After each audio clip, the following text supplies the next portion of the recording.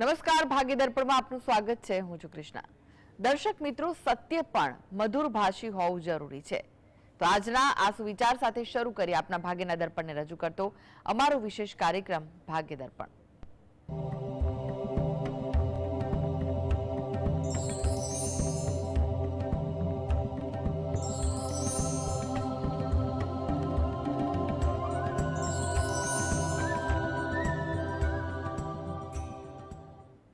તો ભાગ્ય દર્પણમાં આપના પ્રશ્ન નિરાકરણ, રાશિફળ, પંચાંગ વિશે માહિતી અને માર્ગદર્શન આપવા માટે આપણી સાથે જોડાઈ ગયા છે જાણીતા જ્યોતિષાચાર્ય ડોક્ટર હેમેલભાઈ લાઠિયા.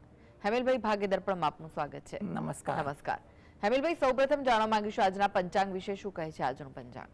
જી, આજે તારીખ 19/8/2024 સોમવાર, શ્રાવણ સુદ પૂનમ છે 23:56 સુધી.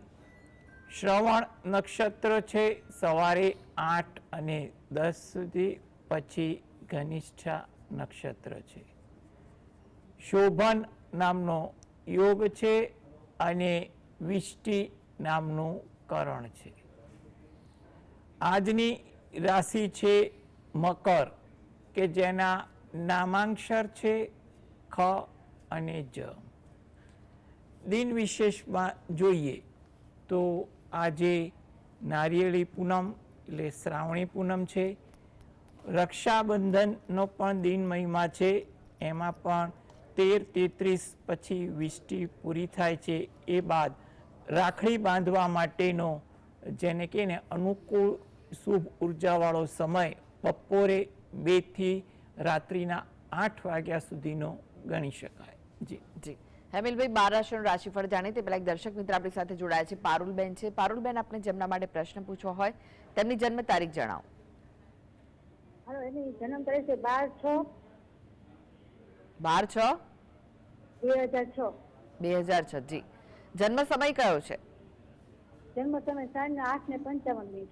જન્મ સ્થળ? જેતપુર. પ્રશ્ન જણાવો, શું પૂછવું છે? મારે એમના ભવિષ્ય વિશે અને ભણતર વિશે કે આગળ શેમાં એને લાભ મળશે. એટલે સોફ્ટવેર એન્જિનિયરનું BSc IT નું કરે છે. જી. જો આગળ ભણતર માટે તો હાલમાં સમય એનો સારો ચાલી રહ્યો છે. એટલે આગળ જે તે વિષયમાં ભણવા માગતા હોય એના માટે પ્રયત્નો કરવા ઈચ્છનીય છે. 2025 ભણવા બાબતે થોડુંક ધ્યાન આપવું, કારણ કે મગજમાં ભણવું કે કોઈ કેરિયર બનાવી કે શું કરવું એવા વિચારોની ગડમથલ થોડીક વધુ આવે, તો જેને કારણે ભણવા પર ધ્યાન ઓછું રહી શકે તેવું બને. એટલે 2025માં થોડુંક ભણવામાં ધ્યાન આપવું. આગળ પણ 2026 એના માટે ઘણું સારું લાગી રહ્યું છે. આગળ પણ કારકિર્દી એની સારી બને એવું લાગે છે. એટલે કારકિર્દી પ્રત્યે પણ થોડીક એકાગ્રતા રાખશે તો વધુ ઉત્તમ છે. આ હેતુથી ઉચ્ચ અભ્યાસ અને સારી કારકિર્દી હેતુ એ પોતે દરરોજ જે સવારે પોતાના કુળદેવીને 2 હાથ જોડી પ્રાર્થના કરે, તેમજ મહિનામાં એકવાર નજીકમાં કોઈ માતાજીનું મંદિર હોય તો ત્યાં પણ દર્શન કરવા જઈ 2 હાથ જોડી પ્રાર્થના કરે, તો એના માટે કારકિર્દી ભણતર આગળ પણ સારું બનશે તેવું આપણે કહી શકીએ. જી. અનેક દર્શક મિત્ર જોડાયા છે. પ્રકાશભાઈ છે. પ્રકાશભાઈ, આપને જેમના માટે પ્રશ્ન પૂછવો હોય તેમની જન્મ તારીખ જણાવો. 15/12/1969. જી. જન્મ સમય? જન્મ સમય સવારે 6:30 વાગે. જન્મ સ્થળ કયું છે? રાજકોટ. જી. પ્રશ્ન જણાવો, શું પૂછવા માંગો છો? હું શેર બજારમાં ઇન્વેસ્ટ કરું છું, જી. તો મારે ક્યાં ઇન્વેસ્ટ કરવું જોઈએ? જી, જો શેર બજાર માટે તમે કામ કરો છો તો એમાં તમે યોગ્ય ગણતરી અને ધીરજ રાખો એ વધુ અનુકૂળ બેસે છે. તમારા માટે આમ તો શેર બજાર માટે હમણાં નજીકનો થોડો સમય તો અનુકૂળ છે, પરંતુ એમાં તમે ખૂબ જ બારીકાઈથી અભ્યાસ કરવાનો મહાવરો રાખજો અને એ પછી જ તમે તમારા અનુભવને આધારે નિર્ણય લો તો તમને થોડીક અનુકૂળતા રહી શકશે. કોઈની દેખાદેખીમાં ઉતાવળિયું પગલું ન ભરાય તેનું પણ ધ્યાન રાખવું જરૂરી છે. દરરોજ જે સવારે ઘરે બેસીને જ ગણપતિ દાદાના કોઈ પણ મંત્રની તમે માળા કરો, પાઠ કરો તો તમારા માટે ઉત્તમ રહેશે તેવું આપણે કહી શકાય. સાથે સાથે તમે શુક્રવારના દિવસે શ્રી સૂક્તના પાઠ વાંચો અને માતાજીને પ્રાર્થના કરો, એ પણ તમારા માટે અનુકૂળ લાગી રહ્યું છે. જી, નિગમભાઈ જોડાયા છે. નિગમભાઈ, આપણે જેમના માટે પ્રશ્ન પૂછવો હોય તેમની જન્મ તારીખ જણાવો. 20-7-83-19. ફરીથી જણાવશો? 20-7-1983. 20-7-1983. હા. સમય કયો છે? તમે બપોરે કયો સમય? 2 વાગે. જી. અને સ્થળ? સર લુણસર. કયું? લુણસર. ક્યાં આવ્યું એ? વાંકાનેર. જી. પ્રશ્ન જણાવો, શું પૂછવું છે? મેડમ, મારે ધંધામાં સફળતા નથી મળતી, ધંધા માટે મહેનત કરવા છતાં. હા, જો તમે હાલમાં જે પણ કામકાજ કરી રહ્યા છો એમાં થોડુંક એકાગ્રતા અને ધ્યાન આપો. ક્યાં તમને તકલીફ પડે છે એનું યોગ્ય વ્યવહારુ હિતેચ્છુ વ્યક્તિ પાસેથી માર્ગદર્શન લો. ખોટી ઉતાવળ તમે ના કરતા અત્યારે માર્ગદર્શન લઈ એ બાબતે વિચાર કરી ધીરે ધીરે આગળ વધો તો ધંધામાં તમને થોડીક સ્થિરતા આવી શકે તેવા યોગ તો ચાલે છે. આ હેતુથી તમે ધંધામાં પ્રગતિ થાય એ હેતુથી તમે દરરોજ જે સવારે નારાયણ કવચના પાઠ વાંચો એ તમારા માટે અગત્યનું છે. તદુપરાંત તમે તમારા કુળદેવીને 2 હાથ જોડી પ્રાર્થના કરો અને નજીકમાં કોઈ માતાજીનું મંદિર હોય તો ત્યાં પણ મહિનામાં 1 વાર દર્શન કરવા જઈ ત્યાં પણ પ્રાર્થના કરશો તો તમારા માટે ઉત્તમ રહી શકશે.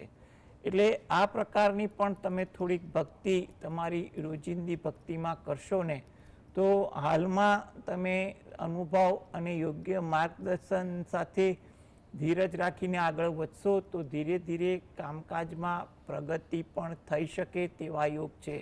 એટલે માટે ખોટી ચિંતા, ખોટા વહેમ ના કરતા ભક્તિ અને ધ્યાન રાખીને આગળ વધો તો ચોક્કસ સફળ થઈ શકો તેવું લાગે છે. જી. અનેક દર્શક મિત્રો જોડાયા છે. અર્ચનાબેન છે. અર્ચનાબેન, આપને જેમના માટે પ્રશ્ન પૂછવો હોય તેમની જન્મ તારીખ જણાવો.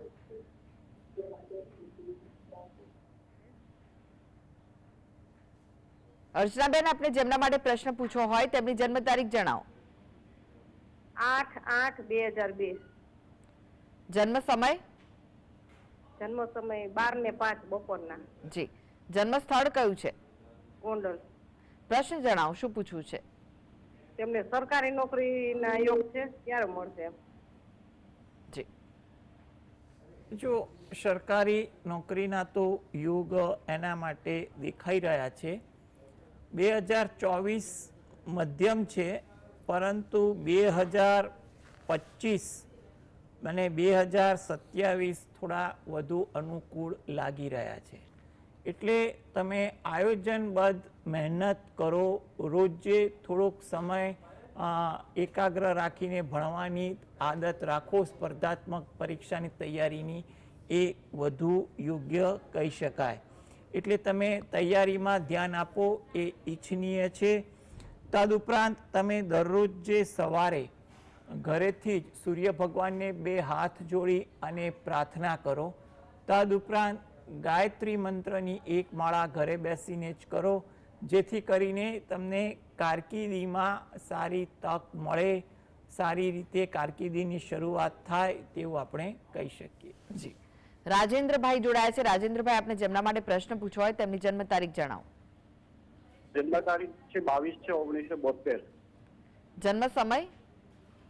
બપોરે 3:50. અને જન્મ સ્થળ કયું છે? જુનાગઢ. પ્રશ્ન જણાવો, શું પૂછવું છે? પ્રશ્ન એ છે કે પરિવારથી ઘણું દૂર, છેલ્લા 1 વર્ષથી દૂર છું, તો પરિવાર અમદાવાદમાં છે, એટલે પરિવાર સાથે રહેવાના યોગ ક્યારે બને છે અને આગળ નોકરી કારકિર્દીના કેવા યોગ છે?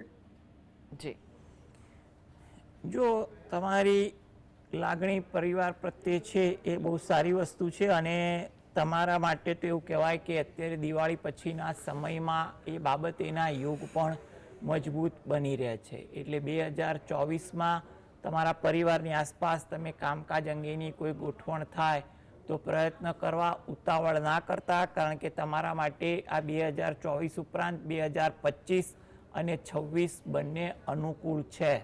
એટલા માટે તમે આયોજનબદ્ધ, ધીરજ અને વ્યવહારુતાથી આગળ વધો તો તમને ચોક્કસ સફળતા મળે તેવું આપણે કહી શકાય.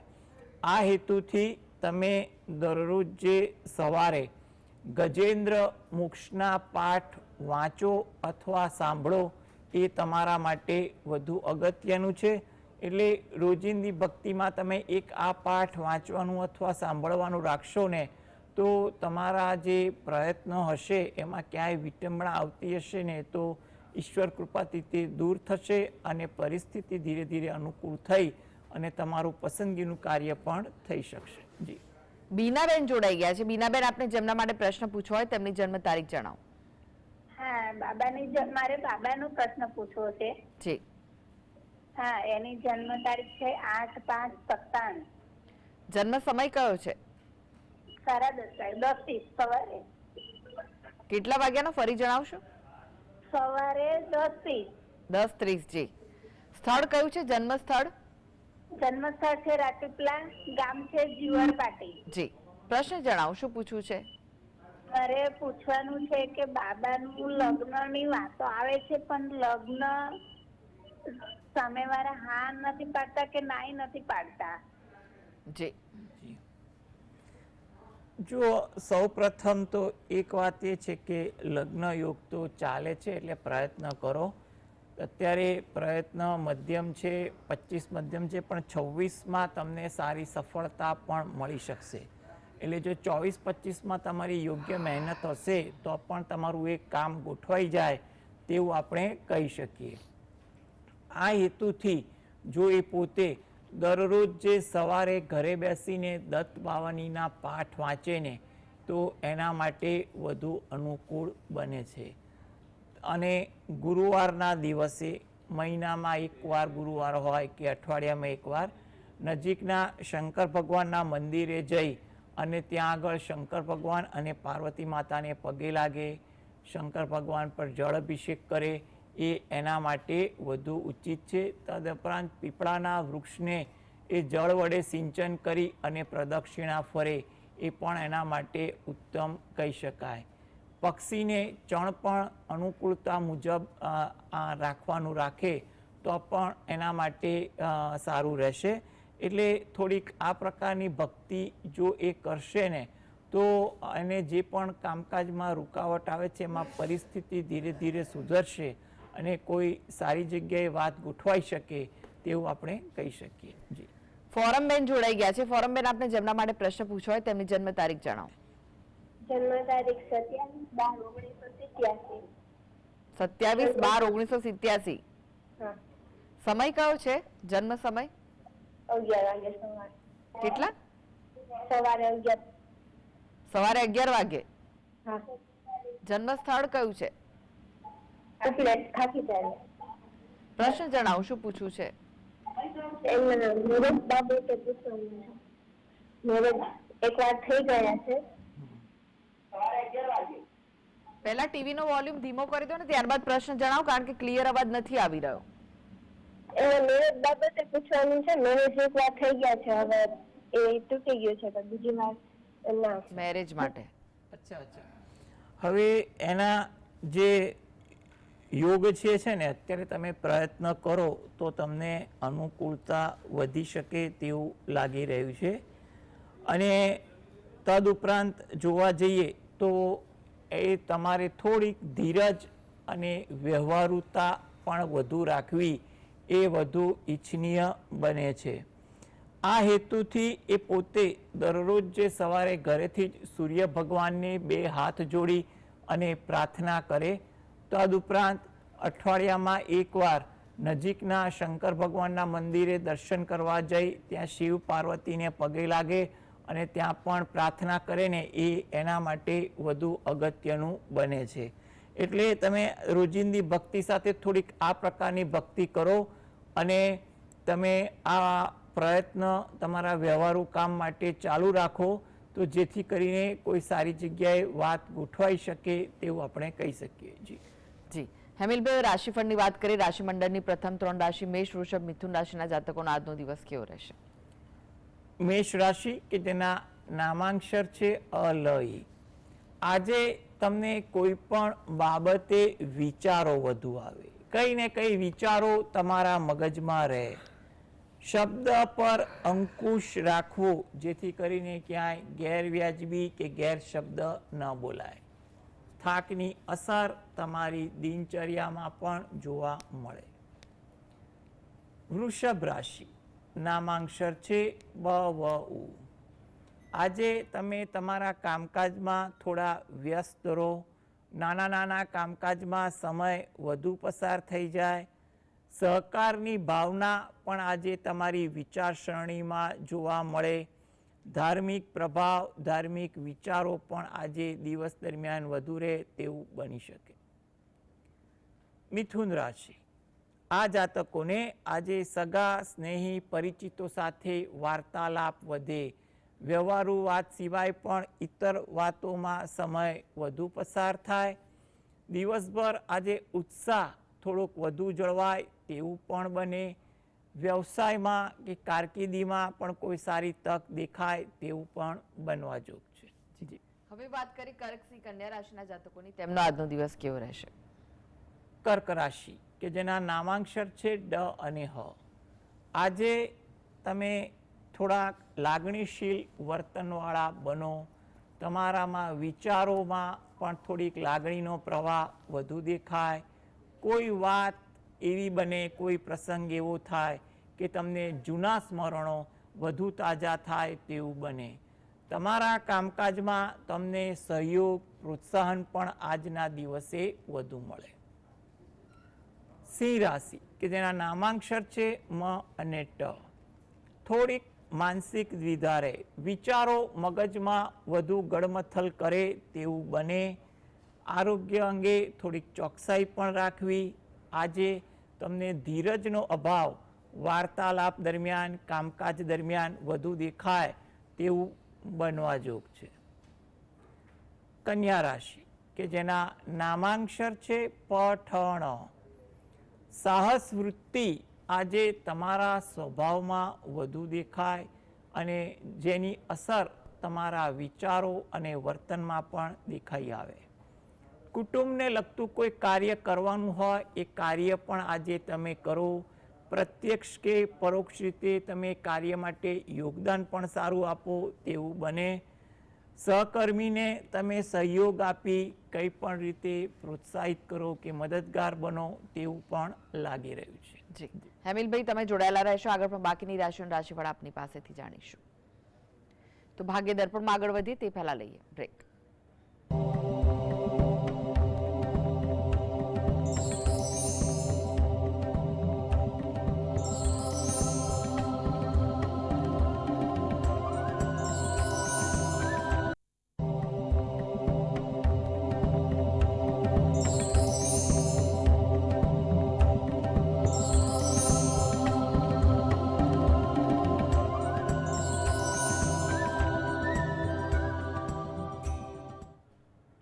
બ્રેક બાદ આપનું સ્વાગત છે અને આપણી સાથે જોડાયેલા છે જાણીતા જ્યોતિષાચાર્ય ડોક્ટર હેમિલભાઈ લાઠિયા.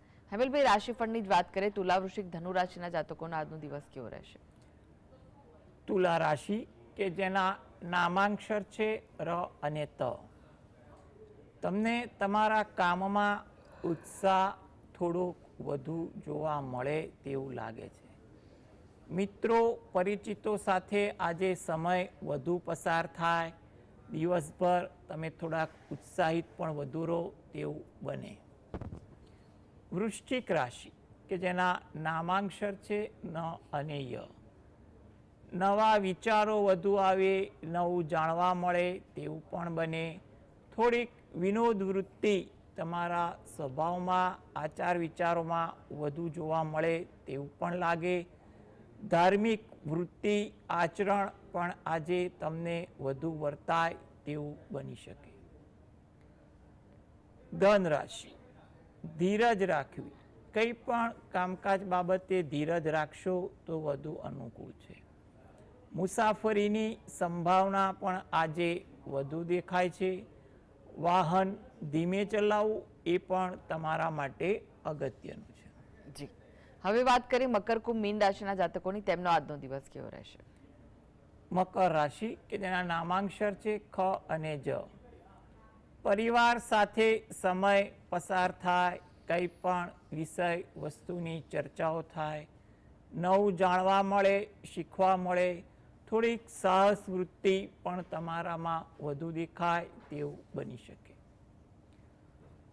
કુંભ રાશિ કે જેના નામાંક્ષર છે ગ સ શ.